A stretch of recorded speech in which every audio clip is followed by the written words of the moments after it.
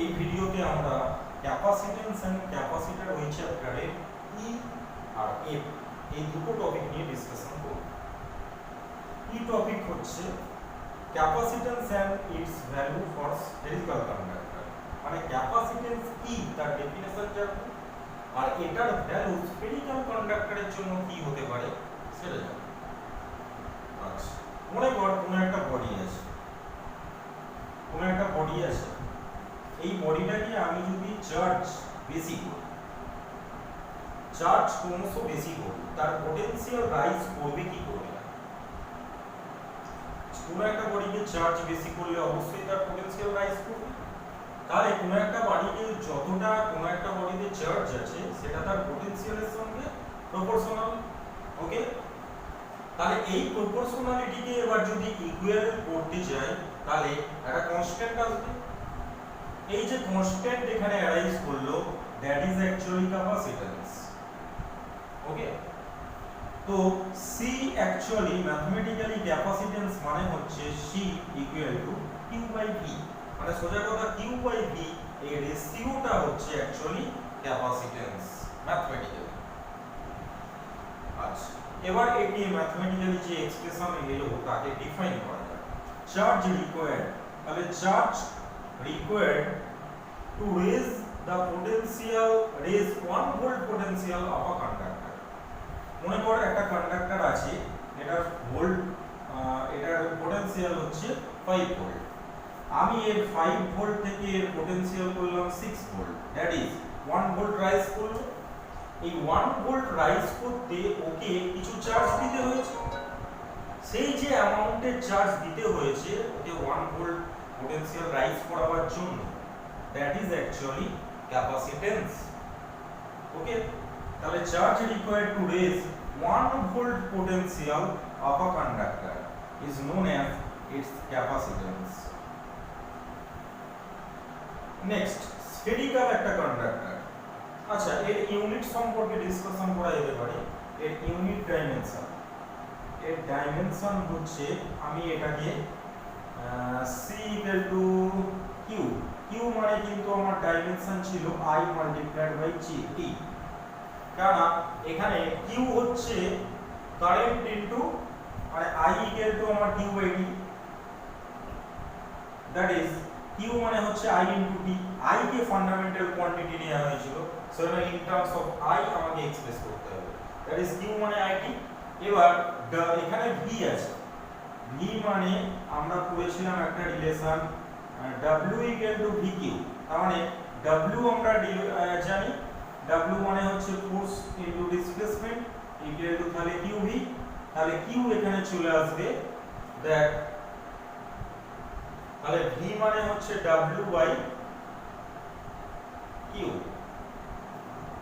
w by q, তাহলে এখানে w, আচ্ছা w মানে আবার mlt power -2 multiplied by x, x মানে হচ্ছে ডিসপ্লেসমেন্ট, বাই নিচে q, q মানে আবার it। ওকে, এবার এটা ক্যালকুলেশন করে যা আসবে সেখান থেকে আমরা এই ডাইমেনশন অ্যানালিসিস করে নিতে পারবো। তার মানে হচ্ছে আমার i square, okay, i square t square, আর নিচে হচ্ছে m l square e power -2, that is i square, তারপর m power -1 l power -2 t power 4। এটা হচ্ছে আমার ক্যাপাসিট্যান্সের ডাইমেনশন। এই ক্যাপাসিট্যান্সের ইউনিট হচ্ছে ফ্যারাড। এই ক্যাপাসিট্যান্সের যে ইউনিট তাকে বলা হয় অ্যাকচুয়ালি ফ্যারাড। তাহলে ফ্যারাড মানে কি? অ্যাকচুয়ালি এখানে এর ইউনিট বাই এর ইউনিট, এই রেশিওটার নাম হচ্ছে ফ্যারাড। কিন্তু জেনারেলি আমাদের যে প্র্যাকটিক্যালি যে ক্যাপাসিট্যান্সের ভ্যালু দরকার হয় সেটা কিন্তু মাইক্রো ফ্যারাড অর্ডারের দরকার হয়, দ্যাট ইজ 10 পাওয়ার -6 ফ্যারাড। ঠিক আছে, 1 micro farad, 12 micro farad, 10 micro farad, এই মাইক্রো অর্ডারে কিন্তু আমাদের প্র্যাকটিক্যালি দরকার হয়। ওকে, আচ্ছা নেক্সট একটা স্ফেরিক্যাল কন্ডাক্টরের জন্য এখানে পটেনশিয়াল কি হতে পারে? একটা স্ফেরিক্যাল কন্ডাক্টর যদি থাকে তাকে কিউ যদি চার্জ দেওয়া হয় তাহলে r ডিসটেন্সে তার জন্য পটেনশিয়াল কি হবে? v = cq/r। c মানে আমি বলেছি SI ইউনিটের ভ্যালু হচ্ছে 1/4πε0 q/r, দ্যাট ইজ q/v রেশিওটা তাহলে কি পেলাম 4πε0 আর q/v এই রেশিওটা ম্যাথমেটিক্যালি কার ডেফিনিশন ছিল? ক্যাপাসিটেন্সের। তাহলে এই স্ফেরিক্যাল কন্ডাক্টরটার ক্যাপাসিটেন্স q/v মানে c, ক্যাপাসিটেন্স = 4πε0 r। তার মানে কোন একটা স্ফেরিক্যাল কন্ডাক্টরের ক্যাপাসিটেন্স অ্যাকচুয়ালি তার রেডিয়াসের সঙ্গে প্রপোর্শনাল। ওকে, তাহলে কোন একটা মানে এটা খুব ইজিলি এমনি প্র্যাকটিক্যালিও বোঝা যাবে কোন একটা স্ফেরিক্যাল কন্ডাক্টর বেশি রেডিয়াসে, দ্যাট ইজ তার ডাইমেনশন বেশি। তার ডাইমেনশন বেশি মানে তার চার্জ স্টোরেজ ক্যাপাসিটি অবশ্যই বেশি হবে, সে আরো চার্জ বেশি স্টোর করতে পারে, সেটাই আমরা পাচ্ছি। আচ্ছা, নেক্সট এই টপিকে working principle of a capacitor and its different types. আচ্ছা, এই যে ক্যাপাসিটর আমরা এখানে অ্যাকচুয়ালি ক্যাপাসিটর বানাবো। ক্যাপাসিটেন্সের আমরা এখানে ডেফিনিশন জানলাম, এখানে আমরা ক্যাপাসিটর কি সেই জিনিসটা আগে জানি। ক্যাপাসিটর কথাটার মানে হচ্ছে যে ডিভাইসটা চার্জ স্টোর করে রাখে, দ্যাট ইজ ক্যাপাসিটর। আচ্ছা, মনে করে এখানে একটা পেন শিট আছে, সেই আমরা পেন শিট যেটা ডিসকাশন করেছি আগে, একটা পেন শিটকে যতটা পারি চার্জ করেছি, মানে যাতে চার্জ স্টোরিং ক্যাপাসিটি মোটামুটি ম্যাক্সিমাম পর্যায়ে যায়। ঠিক আছে, এর একটা কিন্তু চার্জ স্টোরিং ক্যাপাসিটি আছে, মানে একটা ফিক্সড অ্যামাউন্ট চার্জ দেওয়ার পর ওকে কিন্তু আর চার্জ দিলে ও কিন্তু নিতে পারবে না। ঠিক আছে, এটাই হচ্ছে ওর storage capacity, that is capacitance. ঠিক আছে, এরপর এই প্লেটটার পাশে আমি মনে কর এরকম একটা প্লেট আনলাম, এই প্লেটটার পাশে এরকম একটা প্লেট আনলাম, তাহলে এটা পজিটিভলি চার্জ, ও তাহলে এই নিয়ারেস্ট এন্ড গুলোতে নেগেটিভ চার্জ ইনডিউস করবে, আর এই পাশটায় পজিটিভ চার্জ ইনডিউস করবে। এটা যেহেতু হাই ভ্যালু অফ চার্জ দেয়া আছে, এখানে যেহেতু ভালো চার্জ আছে, তাই ও নিয়ারেস্ট এন্ডে নেগেটিভ চার্জ আর অপোজিট এই এন্ডটায় পজিটিভ চার্জ ইনডিউস করবে। ওকে, আচ্ছা, এই যে পজিটিভ চার্জের জন্য মনে কর কোনো একটা পয়েন্ট নিলাম আমি এখানে, এই পজিটিভ চার্জের জন্য এখানে পটেনশিয়াল এই প্লেটটা না থাকলে বেশি ছিল নাকি থাকলে বেশি হলো? এবার আমার আলোচ্য বিষয় হচ্ছে এটা, এই প্লেটটা যখন ছিল না তখন এই পজিটিভ চার্জের জন্য এখানে একটা পটেনশিয়াল ছিল, এইবার এই নেগেটিভ চার্জগুলো আসার জন্য এই পটেনশিয়ালটাকে এর জন্য এখানে যা পটেনশিয়াল তাকে এই নেগেটিভ চার্জের জন্য যে পটেনশিয়াল সেটা কিছুটা ডিক্রিজ করাচ্ছে।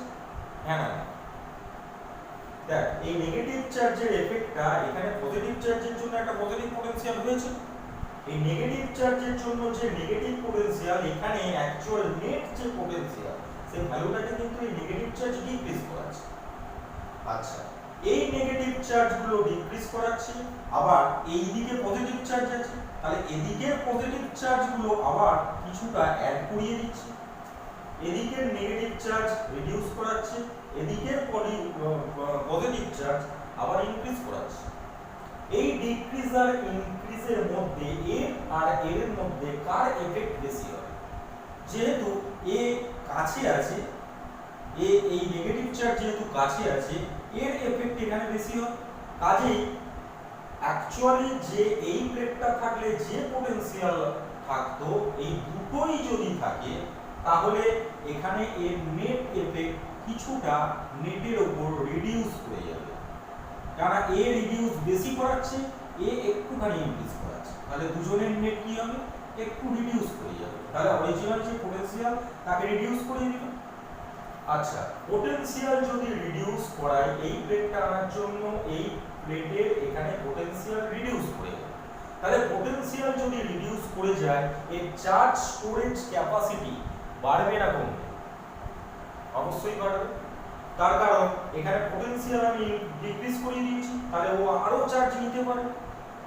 তার মানে এই এক্সেস অ্যামাউন্টের চার্জ এতে নিতে পারছে, মানে এর স্টোরেজ ক্যাপাসিটি বেড়ে গেছে। ওকে, তাহলে এর স্টোরেজ ক্যাপাসিটি কেন বাড়লো? এই প্লেটটাকে কাছে আনার জন্য, এই প্লেটটাকে আনার জন্য। তাহলে এই যে দুটো প্লেট দে ফর্ম এ ক্যাপাসিটর, ঠিক আছে, এরা দুজনা এই দুটো প্লেট মিলে একটা কি করলো, ক্যাপাসিটর ফর্ম করলো। আর ক্যাপাসিটর একে আনলে কি হচ্ছে, এর চার্জ স্টোরেজ ক্যাপাসিটি বেড়ে যাচ্ছে। ওকে, আচ্ছা, এরপর দেখি এর চার্জ স্টোরেজ ক্যাপাসিটি আরো কিভাবে বাড়ানো যায়। এই প্লেটটা আমার জন্য চার্জ স্টোরেজ ক্যাপাসিটি বেড়ে যাবে। এবার আমি এই প্লেটটার এই দিকেরটাকে গ্রাউন্ড করে দিই। এই দিকেরটাকে যদি গ্রাউন্ড করে দিই, তাহলে এই পজিটিভ চার্জের এফেক্টের জন্য এই দিকটা নেগেটিভ হয়েছিল। তার মানে এইটা কিন্তু বাউন্ড চার্জ, আর এই পাশের যে চার্জটা এটা কিন্তু ফ্রি চার্জ। তাহলে ফ্রি চার্জটা গ্রাউন্ড হয়ে যাবে। ফ্রি চার্জ যদি গ্রাউন্ড হয়ে যায়, এখানে এই নেগেটিভ এই পজিটিভ চার্জগুলো কেউ আর এই প্লেটের এই পাশে থাকবে না।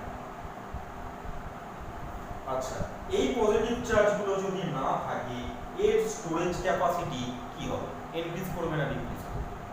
তার মানে শুধু এর এফেক্ট আছে, এর জন্য যে প্লাসটা হচ্ছিল সেই এফেক্টটা এখন নেই। তার মানে শুধু এর এফেক্ট আছে, এ শুধু কি করে, এই নেগেটিভ চার্জগুলো কি করবে, পোটেনশিয়াল রিডিউস করবে। তার মানে আগে যে এই দুটোই থাকার জন্য যে পোটেনশিয়ালের অ্যামাউন্টটা ডিক্রিজ করেছিল, এখন আরো বেশি ডিক্রিজ করে যাবে পোটেনশিয়াল। তাহলে পোটেনশিয়াল যদি আরো ডিক্রিজ করে যায়, তাহলে এর চার্জ স্টোরেজ ক্যাপাসিটি কি হলো, আরো ইনক্রিজ করবে। তাহলে এর চার্জ স্টোরেজ ক্যাপাসিটি একে গ্রাউন্ড করলে আরো বেড়ে যাচ্ছে। তার মানে আমরা ক্যাপাসিটর, এই জন্য এর নাম হচ্ছে ক্যাপাসিটর, এ আরো বেশি চার্জ কি করে স্টোর করা যায় সেই মেথড আমরা খুঁজে ফেলেছি। এই ডিভাইসটা চার্জ বেশি স্টোর করতে পারছে, এর যে আলটিমেট ক্ষমতা ছিল সেটা দেওয়ার পর আরো দিতে পারছি, আরো দিতে পারছি। ওকে, আচ্ছা, নেক্সট এরপর আরো কি করে ইনক্রিজ করানো যায় দেখি। আচ্ছা, এখানে এই দুটো প্লেটের মধ্যে মনে কর সেপারেশন হচ্ছে টি, এই দুটো প্লেটের মধ্যে সেপারেশন টি। তাহলে ই ইলেকট্রিক ফিল্ড মানে আমরা জানি, ইলেকট্রিক ফিল্ড মানে হচ্ছে ডিভি বাই ডিআর। আমরা একটা রিলেশন পেয়েছিলাম, নেগেটিভ সাইন ছিল, নেগেটিভ সিম্বল আমি এখানে লিখছি না, কারণ অ্যাবসলিউট আমি শুধু ম্যাগনিটিউড নিয়ে কাজ করব। তাহলে এখানে ই মানে কি হবে, ই মানে ভি, এই দুটো প্লেটের মধ্যে পোটেনশিয়াল ডিফারেন্স বাই তাদের সেপারেটিং ডিসটেন্স ডি। এখানে তাহলে ডিভি মানে হচ্ছে ওদের পোটেনশিয়াল ডিফারেন্স দুটো প্লেটের মধ্যে ভি ধরছি, আর ডিআর যে সেপারেটিং ডিসটেন্স সেটা হচ্ছে এখানে ডি। তাহলে এখানে ভি মানে অ্যাকচুয়ালি ই ইনটু ডি। আচ্ছা, ভি মানে অ্যাকচুয়ালি তাহলে কি হলো, ই। এক দুটো two parallel plates opposite unlike parallel plate separating by a distance, intermediate পজিশনের ফিল্ড কি ছিল, ইন্টারমিডিয়েট পজিশনের জন্য এদিকে পজিটিভ চার্জের জন্য এদিকে, নেগেটিভের জন্য এদিকে, মানে দুটো অ্যাড হয়ে গেছে। মানে ই এর ভ্যালু ছিল ওখানে দেখবি sigma by epsilon naught d. Okay, আচ্ছা, পোটেনশিয়ালের ভ্যালু হচ্ছে এই দুটো প্লেটের মধ্যে এটা। এই পোটেনশিয়ালকে আমি মনে কর এখানে আমি একটা ডাইইলেকট্রিক প্লেস করে দিলাম, এই মিডিয়ামে এর মধ্যে একটা ডাইইলেকট্রিক কে ডাইইলেকট্রিক কনস্ট্যান্টের একটা মিডিয়াম এখানে দিয়ে দিলাম। তাহলে এই ভি এর ভ্যালুটা কি হতো, ই এখানে হয়ে যেত sigma by epsilon naught K, that is এখানে একটা কে ফ্যাক্টর চলে আসবে। আচ্ছা, কে ফ্যাক্টরটা চলে আসার জন্য তারপরে ডাইইলেকট্রিক মিডিয়ামে রাখলে কে দিয়ে আরো ডিভাইড হয়ে গেল, দ্যাট ইজ পোটেনশিয়াল আরো ডিক্রিজ করে গেল। পোটেনশিয়াল যদি আরো ডিক্রিজ করে যায়, এর চার্জ স্টোরেজ ক্যাপাসিটি বাড়বে না কমবে? বাড়বে। তাহলে এর চার্জ স্টোরেজ ক্যাপাসিটি আমি তিনটে ওয়েতে বাড়াতে পারি। শুধু এই যখন প্লেটটা এনেছিলাম একটু বেড়েছিল, কারণ এখানে নেগেটিভ এদিকে পজিটিভ ছিল, দুটো যখন ছিল তখন একটু বেড়েছিল। এটাকে গ্রাউন্ড করে দেওয়ার জন্য আরেকটু বাড়লো, চার্জ স্টোরেজ ক্যাপাসিটি বাড়লো, পোটেনশিয়াল কিন্তু কমছে। ওকে, যখন আমি এখানে এয়ার এর বদলে আমি একটা ডাইইলেকট্রিক মিডিয়াম দিয়ে দিলাম, তখন পোটেনশিয়াল আরো ডিক্রিজ করলো, দ্যাট ইজ এর চার্জ স্টোরেজ ক্যাপাসিটি আরো ইনক্রিজ করলো। তাহলে আমি এই ডিভাইসটাকে আমি এবার কি কাজে লাগাতে পারি? এর চার্জ স্টোরেজ ক্যাপাসিটি যথেষ্ট হয়ে গেল, তার মানে কি that is a capacitor. Okay, তাহলে এখানে আমরা ক্যাপাসিটরটা কিভাবে ফর্ম করেছি? Two plates separating by distance, এর নাম হচ্ছে প্যারালাল প্লেট ক্যাপাসিটর। এখানে দুটো প্যারালাল প্লেট আছে ক্যাপাসিটরের মধ্যে। আচ্ছা, টাইপস, এই প্যারালাল প্লেট ক্যাপাসিটর যে আমরা একটা টাইপ দিয়ে বুঝলাম, এখানে আরো দুটো টাইপের ক্যাপাসিটর হতে পারে। Number 2 spherical capacitor, number 3 cylindrical capacitor. পরের টপিক নেক্সট ভিডিও।